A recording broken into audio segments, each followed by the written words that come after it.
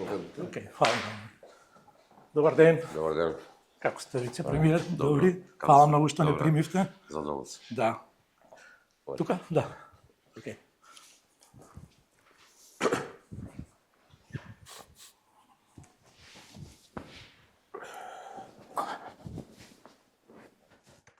Ви благодарам уште еднаш за можноста да го направиме ова интервју со вас. И тоа е дел од еден серијал кој ние го нарекуваме Имаме неколку прашања за вас. И сакам да ви кажам дека кога им кажав на колегите дека добивме термин за интервју со вас, тие ми рекоа: "О, па ти имаш интервју со еден од повлијателните луѓе, можеби највлијателниот во извршната власт." Како го коментирате тоа? Ќе оставам сам на луѓето тоа со проценките. Задоволство ми е, мислам. Да. И за просторот и за разговорот што ќе го направиме. Да, благодарам.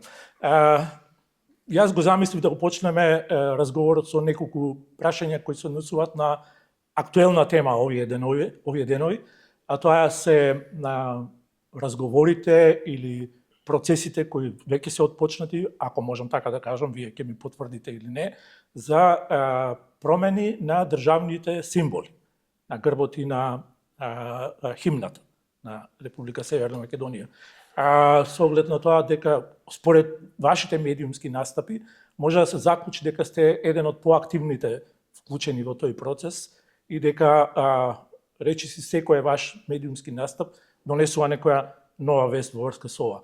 Па сакам да прашам доколку сето ова е во тек, доколку се разговара за тоа на ниво на влада, меѓу коалиционите партнери и така натаму, дали во пакетот за промена, бидејќи нели нормално е дека за промени на државните символи треба да се отвори уставот. Дали во тој случај се разговара и за тоа кога веќе се отвара тој пакет да биде вклучено и уставните измени во врска со внесувањето на бугарите во уставот и со тоа да се затвори ова прашање. Или ако не е тоа така, дали само отварање на пакет за промена на државните символи и за измена на терминот 20% во уставот, кој треба да се замени со албански јазик, ќе го прифатите без да се вклучат и бугарите во уставот? Вака, значи во моментот, значи приоритет ни е владината програма, за која што има политички договор меѓу со ВМРО ДПМН, знам и сите кои што се вклучени во ова владина коалиција, која не е мала, значи има поддршка од најмалку 78 пратеници, скоро 2/3 мнозинство во собранието.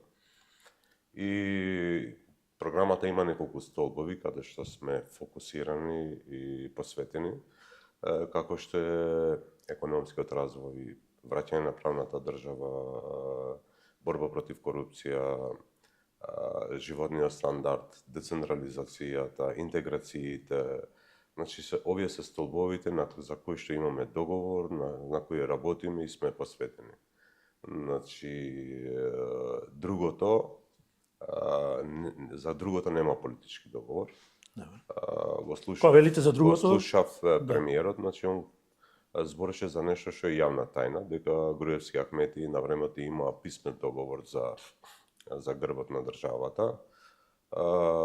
И значи во принцип немаме табу теми. Ние како владини партнери разговараме за се што е во интерес на државата, се што е во интерес на граѓаните, но фокусот ни е во владината програма. За ова разговараме, но немаме политички договор. Прво, значи, се работи за нешто од минатото, што така е, значи сите го знаат тоа. Второ, ако дојдеме до тоа, за кој што има само разговори, нема преговори, нема политички договор, тогаш ќе треба некои работи во пакет, значи да ги разговараме и преговараме. Ако се работи за грбот дека потекнува од комунизмот, тогаш и химната потекнува од тогаш. Воедно, значи, стои лебди, значи, и прашањето за албанскиот јазик. Сите знаат дека се тоа на 20% кој што го зборат, сите знаеме дека албанскиот јазик и мислам дека треба да и поголемата заедница, значи тоест македонците, мислам дека треба да работат на ова, да не се чувствуваат албанците понижени и да се идентификуваат со бројка нивниот јазик, туку да стои во уставот дека се работи за албанскиот јазик на републичко ниво, како што на локално ниво може да се работи за турскиот, српскиот и други јазици, значи каде што може значи да се употребуваат. И мислам дека од тоа никој ништо не губи. Сепак велам, ова е о том потом, значи. Добро. Ако се отвора, треба во пакет, значи да се отвора. Ако се отворат и ако Но се прави пакет, договор имаме за другите работи, за владината програма на што сме посветени. Но ако се отворат и ако зборуваме за пакет на кој ќе се разговара, ќе се обидувате да постигнете политички договор, дали во тој пакет ќе влезе и уставните измени за внесување на бугарите? Во принцип, значи за внесување на бугарите нема никој ништо против. Добро. Ниту нашите владени партнери, ниту некој надвор, ниту опозицијата. Значи, дилемата е само дали тоа ќе биде последно барање. И тука ние заедно, значи, со нашите сограѓани, со македонците, сакаме да ги помогнеме, значи, кога биќе се работи за нивниот идентитет, за нивната историја, но во ниеден момент да не заборавиме дека тоа е единствената алтернатива за сите граѓани во државава, интеграција во Европската унија. Затоа ние, како втора заедница и како представници на албанците, знаеме чувството кога се работи за идентитет и сакаме во овој процес да бидеме олеснувачи, помагачи, како да најдеме до најдобро, најкратко, што побрзо решение, бидејќи тоа во принцип е во интерес на државата, во интерес на сите граѓани. Okay. Но сепак да кажам дека внесувањето на бугарите нели се бара гаранција од бугарската страна дека нема да има дополнителни условувања и така натаму за да може да бидеме сигурни, односно како што е позицијата на владата и на ВМРО ДПМН, бидејќи сте во владата, претпоставуваме дека и ваша, и нормално е да се дадат некакви гаранции дека нема да има нови условувања. Но таму велат дека не одстапуваат од тоа дека за влегувањето на од деблокирањето на евроинтегративните процеси мора прво да се внесат бугарите. И сега за да го затвориме ова прашање, ќе се вратам пак на почетокот, тоа што ве прашав. Дали во таков случај, ако не се постигне договор за внесување на бугарите заради овие гаранции во уставот, дали за вас е прифатливо да се отвори уставот само со прашањата за 20% за албанците и за државните символи, грбот и химната? Приоритет, значи, се столбовите на владината програма, Добро. Значи, да не ги повторам уште еднаш. И приоритет над приоритетите е интеграциите. Добро. Ако сакаме да ги разговараме, ние не бегаме, значи днес нема табу тема, на крај на маса треба да седнеме, како е за внатрешните теми, така и со Бугарија, кој што ни е сосед, кој е член на Европската унија, на НАТО, ние цениме дека тие треба да ни помагат во тие процеси и ние како представници на албанците, значи ќе гледаме да влеземе во ова со позитивна енергија, да го помагаме процесот, дали со работка на општините, звратување, дали со станоци на министерско ниво, екологија, здравство, други, бидејќи мора сепак да го одржиме диалогот со позитивна енергија, пак на крај на маса со диалог треба да ги решиме. Работиме, значи да не се оддалечиме, да се затоа на ова сме посветени заедно со нашите стратешки партнери, Соединетите американски држави, со новото раководство таму, Европската унија, се во смисла, значи да не бегаме од диалогот и пак на крај со диалог треба да ги решиме. Ако можам да заклучам и да го затвориме ова, тоа значи дека за вас нема да биде прифатливо нема да инсистирате на тоа да има уставни измени само за државните символи и за 20%. Не инсистираме. Нема да инсистираме. Не инсистираме. Добро. Имаме други приоритети. Ќе си течат преговорите, ќе се обидувате да постигнете некаков договор за државните символи. Дали, например, да влеземе во едни такви претпоставки и да коментирате ако се согласувате.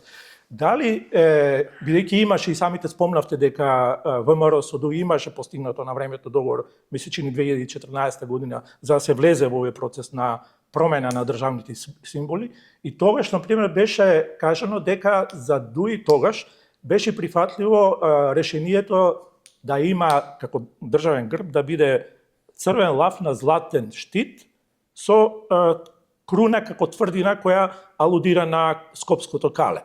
Тогаш се сеќам дека тогаш коментарите беа дека лавот е прифатлив и за албанците, бидејќи го има и во одредени символики и хералдика во Албанија, например грбот на Тирана, колку што знам, го има лавот како символ. Дали во тој случај, дали такво решение е прифатливо за вас? Значи можам да зборам за работи кои што имаме политички договор. Добро. За Ладината програма, за тие што се. Ова другото е на ниво на разговори, ниту преговори, не се. Добро. Кога ќе навлеземе во ова, ќе имаме политички договор, ќе информираме јавноста. А сега се друго е да ги преюдицираме, да ги забрзаме работиве или да кажам нешто за што не сме се договориле. Ако влеземе, значи, во такви историски символи, лавот, орелот, значи ги има сегде. Значи, дали и орелот ги има во повеќе држави како символ, и орел, и лавот, но мислам дека што и да кажам повеќе од тоа што кажав, не држи, бидејќи само е на ниво на разговори. Ништо нема договорено. Okay. Постои некоја варијација? Но ние сме отворени, значи да ги разговараме овие и да ги најдеме решенијата кои што ќе бидат прифатливи за сите заедници, за сите граѓани во државата, да бидат поинклузивно, сите да го чувствуваат. Да. Еве, нека биде тоа следното прашање, и одлично е што ме потикнавте на тоа прашање. Дали тоа значи дека тие разговори може да отидат во насока да бидат на некој начин задоволени сите заедници? А тоа претпоставува дека не мора да биде лавот, не мора да биде орелот, туку ќе се оди на некое решение кое ќе ги задоволи сите. Значи, само првични разговори се мислам, се може. Добро. Овие денови спомнавте дека може да се размислува и за химна без зборови.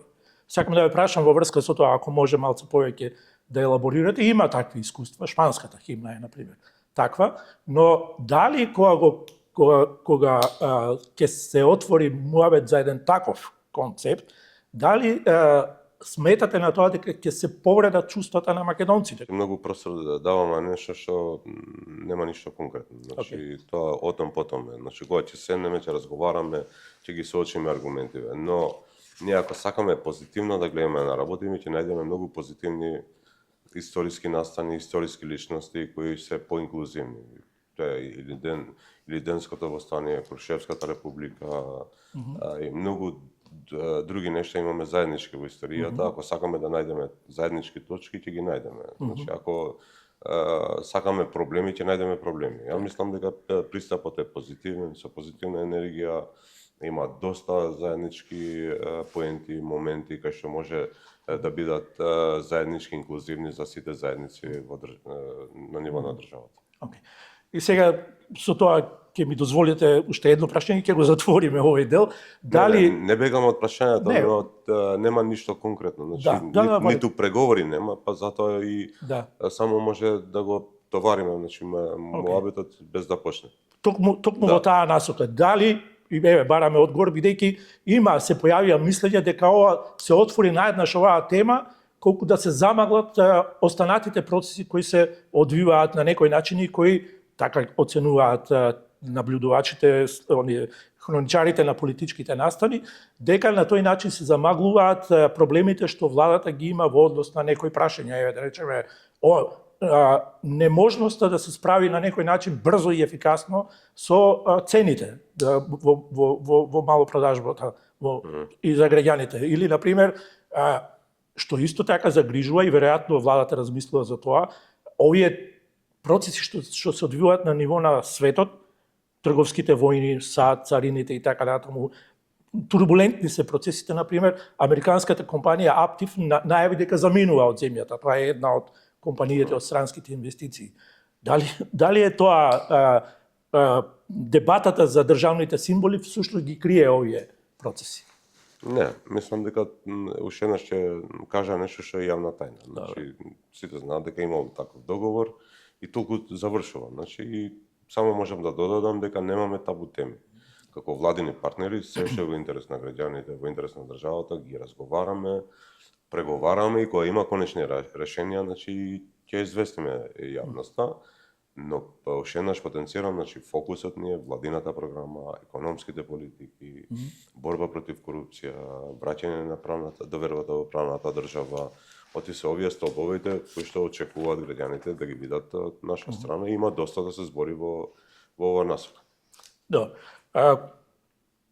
Кога би имале еден приоритет, кога би биле ставени во позиција да изберат еден приоритет, што би избрале? Промена на државните символи и на 20% терминот за заменет со албанскиот јазик или чистиот воздух за граѓаните? И со тоа ќе преминеме на овие теми од еколошка. Вака, значи, во принцип, значи, треба балансирање на сите работи. Оти ова е политичка влада, не е експертска влада и да се посветиме, значи, само на експертски прашања. Значи, треба и чист воздух, и добри меѓуетнички односи, и економски развој, и животен стандард. Значи, не можеш ова ќе направиме, другото ќе запоставиме. Затоа јас се посветив повеќе да ги најдеме причинителите за ова, а не цело време да трчаме по последиците и да биде доволно тоа да донесеме некои софт мерки, шминка, пиар, само да се надмине периодов, да дојде март месец и сите да заборавиме на тоа. Мислам дека ова бара стратешко посветено внимание. Добре што со нашите партнери, значи Светската банка, UNDP, веќе имаат детални анализи, посебно во урбаните средини, кај што е по нагласен овој проблем, веќе ги има лоцирано и кои се точните причинители за овие работи. Пред некој ден, значи, работиме, значи, и подетално да навлеземе, пример во градот Скопје, што е, значи, поголем дел од државата, значи, и по мислам по реони да се види каде точно како стои, значи, и причините кои се таму и каде е понагласено, каде е помалце тоа. Веќе знаеме дека прв фактор е тоа што домаќинствата се греат на се и се што. Втор фактор е урбаниот транспорт. Затоа мислам дека за првиот фактор, за првата причина да се елиминира, мора да го вратиме и работиме интензивно на тоа гасификација на државата, бидејќи тоа ќе биде нов извор за енергија, значи алтернативен, поевтин, но воедно, значи тоа ќе го реши 50 до 70% од загадениот воздух, како бидејќи тоа го имало во Истанбул, го имало и во други градови пред и после гасификација. Но нашиот концепт сега е, значи, освен секундарна и терцијална гасификација, каде што е можно воедно, значи да се работи и на когенеративните системи, тоа гасните централи кои што ќе придонесат и за топлинска енергија, мислам, централно грејење и субвенционирање луѓето да се вратат на централното грејење, би тоа најчисто, најеколошки извор. Да. Значи не е спорно дека овој стратешки пристап е многу важен, но и самите рековте дека е алармантна ситуацијата и ние имавме навистина, излегува податоци дека на пример во јануари населбата Лисиче Скопско имала само 2 дена чист воздух. Слично е во ситуацијата и во другите. Дали зошто не ги употребивте некои од мерките што беа од планот за чист воздух на претходната влада, што дадоа одредени резултати? Имаше периоди кога тогаш со тие мерки беше... Значи, мерките се донесени на владена седница за контроли на големите загадувачи, на јавниот транспорт, има казни, но јас мислам не е доволно тоа да го направиме. Значи, тоа не дава резултат. Може да облажиме со некој процент, но тоа се лажеме, значи, и ние граѓаните, и пак следните години ќе го имаме истиот проблем.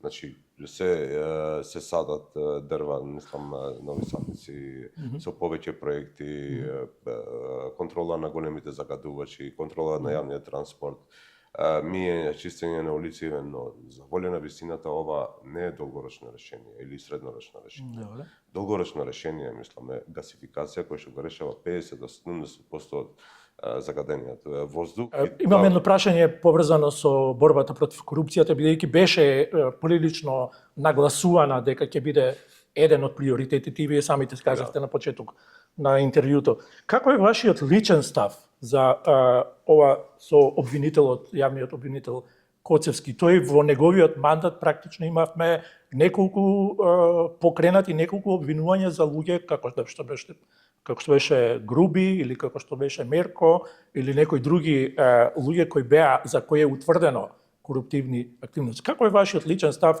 со повикот да поднесе оставка јавниот обвинител?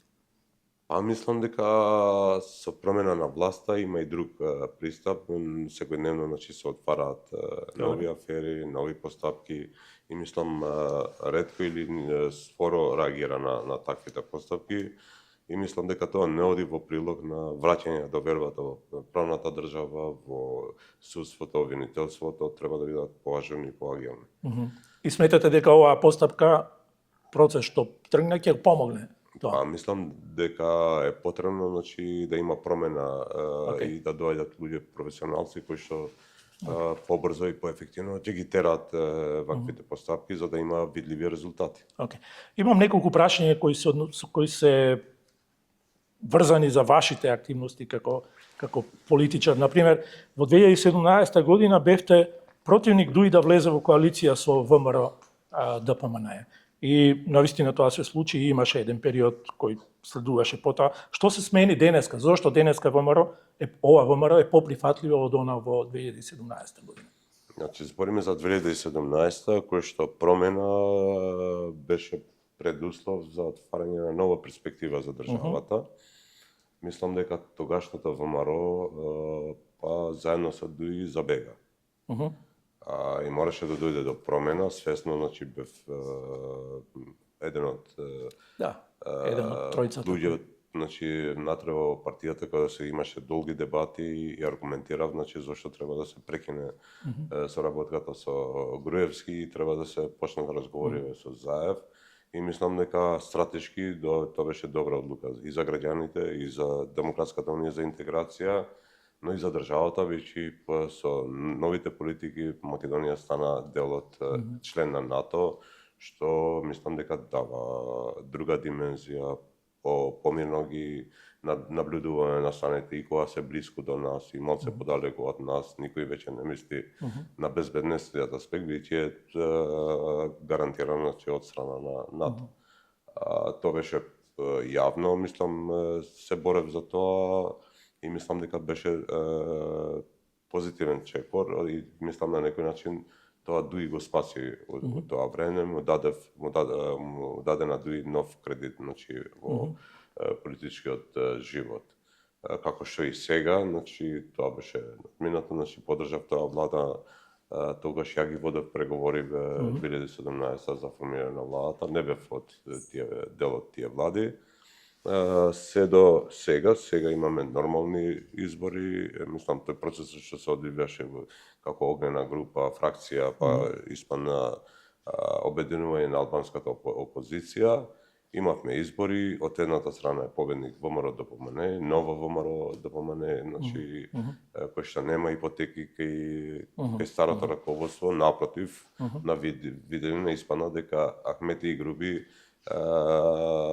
само биле приморани и направиле влада тогаш со Социјалдемократскиот сојуз, бидејќи испадна на површина, дека тие ги држале тие контакти, соработувале и понатака, како случајот што Артан беше внесен на црна листа заради влијание во судството, притисок на судството заради Мијалков, бизниси, мислам дека и менторството во однос на казино бизнисот и брзите кредити, јасно е видливо дека Ахмети, Груевски, Мијалков и Груби, цело време биле заедно. Реков на почетокот дека разговарам со личност, со политичар кој има исклучително влијание и во актуелната влада, а еве сега ова не подсетува дека речиси во целиот овој период од 10 години, можеби и нешто сигурно, прилично активно учествувавте во процеси кои беа од придобивка и за Македонија 2017 и за она што значи преиспитување на работата во партијата во ДУИ, тогаш како една од водечките партии, водечката партија во тој период. Дали ова, ќе поставам едно вакво прашање, дали сте размислувале за тоа да се вратите во ДУИ и да ја преземете власта во таа партија? местото на Али Ахмети. Знам дека во јавноста, значи, доскоро, па може и некој сега, мисли дека и го слушам тоа, игра меѓу Али и Изет, политичка. Јас сум од тие и тие што ме познаваат, дека сум бил дуи, значи сум бил 100% лојален натре во дуи. И кога сум бил незадоволен, сум ја спасил владата на дуи СДС, значи во одреден момент, веќе во влада требаше да биде и Левица и мислам дека тоа веќе стратешки наштетуваше на интересите на државата. Но и тогаш сум бил крајно незадоволен и сум ја водел битката натре. Се до моментот кога понудив, значи, креативно решение да биде фракција внатре во дуи, која што го има во европските партии и така се сакаат така да се поистоветуваат или да се именуваат Европски фронт, европски вредности, ја им понудив една такво креативно решение да бидеме фракција со различни размислувања за одредени теми внатре во дуи. И тоа не го прифати Ахмети, почна да разрешува луѓе што размислува различно, значи во тоа време, од заменици министри, директори, па и на крај дојде Иво Чаер, значи да ме разреши од председател на Огранок и тука беше, значи, крајот. Капката што ја прелеа чашата. Јас со луѓе што беа блиску до мене, седнав, разговарав, кажав има две солуции, или се одиме дома, или, значи, ќе продолжиме битката со креирање на нова куќа, нова идеја, нова политичка визија. Сите беа за ова и кога не разрешија, значи, некои се вратија во дуи кои што ги имаат денеска таму. Ние се продолжиме по тој пат, но во тој момент нече се разделени патиштата, значи, ја затворив поглавието на Демократската унија за интеграција за мене. Но тоа не значи дека доброто членство не со багаж, не со ипотеки, бидејќи во тие 20 години имало и добри луѓе, и добри проекти, и добри идеи. Значи само врвот таму е, значи, корумпиран и забриган. Млади луѓе што имаат направено политичка и административно, значи, искуство, секојдневно, значи, преминуваат од дуи во демократското движење, ги повикувам и јавно, еве користам прилика и тука. Веќе ако чекаат во дуи, таму нема да им даде редот, нема да им се даде шанса, бидејќи може да ги видат парламентарна група, таму се пратеници по 6, 7, 8 мандати. Значи не им текува дека има крај за нив, така да шансата ја гледаат во демократското движење, во Влен, така да уште еднаш ги повикувам нив да преминат тука, дуку вистинскиот дух, тоа идеалите, вредностите на старото дуи се во демократското движење. Рековте дека го затворивте, заврши приказната за тој, затворен е тој пат, но отворен е патот на Влен. Она што е сега најавувано е полека, времето брзо се движи и ќе ни дојдат локалните избори, но одредени лидери на Влен рекоа дека, ако ќе ми дозволите да со една резерва, но сепак точно да кажам, дека на локалните избори ќе се оди поединечно, или како коалицирање во одредени општини, или како одделни политички структури, но после локалните избори се размислува за формирање на една партија од коалиционите што се сега. Можете да ми го потврдите тоа и дали се гледате како лидер на таа партија? Вака, значи, во Влен има 4 плюс 1, значи ведвен до 5 политички субјекти. Значи, на некој начин чадор на коалиција и мислам така ќе биде и на локалните избори. Ние отворено разговараме и мислам дека тој процес не треба да се забрза, ни да се заборави, за бидејќи членството, гласачите бараат Влен да биде во суштина. Мислам дека тука не грешиме, тоа знаеме да слушаме и да го читаме, значи што сака гласачот, во овој случај албанскиот повеќе. Во однос на локални избори исто така е на ниво на разговори, значи нема политички договор.